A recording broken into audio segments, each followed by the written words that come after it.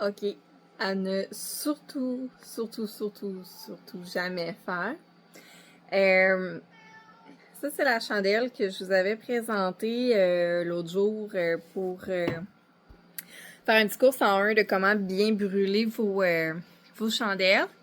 Je l'ai allumée vendredi matin, puis on s'est rendu compte qu'elle était encore allumée dimanche en fin PM. Fait qu'elle a passé plus de 48 heures allumée. Il y a rien de dangereux autour. J'ai pas les animaux qui vont jouer avec mes chandelles. Puis, vous avez déjà vu des photos, là, mais tu sais, je mets mes chandelles sur des belles rondelles de bois comme ça. Présentement, elles sont encore brutes, sont encore en train de sécher, donc je les ai pas encore traitées. Puis, donc c'est un petit peu dangereux. Ne le faites absolument pas à la maison. Surveillez vos chandelles et ne les oubliez pas. Ne faites pas comme moi. Mais, tu sais, vous voyez que même si c'est une chandelle que j'avais intentionnellement mal fait brûler pour vous montrer la différence là de comme vraiment bien brûler vos chandelles versus quoi ne pas faire. Donc ça, c'est 48 heures plus tard.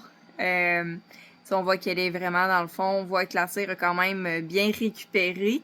C'est une mauvaise idée de faire ça pour récupérer bien vos chandelles, mais tu sais, quand je vous dis qu'il y a un pot, ça c'est un pot de 6 onces. Quand je vous dis que ça dure longtemps, mes chandelles, là, ça c'est 48, c'est plus de 48 heures. Je pense qu'on est rendu à 53 heures incluant comme les allumes et éteints que j'avais fait auparavant. Donc, à ne pas faire, laisser une chandelle allumée sans surveillance pendant 48 heures, c'est vraiment pas recommandé. Il faudrait pas que je dise ça à mon voisin qui est pompier. Mais, je préfère en rire qu'en pleurer, OK? Quand je dis que je suis tête en l'air, c'est pas pour rien. Mais voici le résultat. Donc, si vous les laissez allumer vraiment suffisamment, même si vous les avez mal commencé, ben vous pouvez quand même venir en récupérer là une très grande partie. Mais ne le faites pas.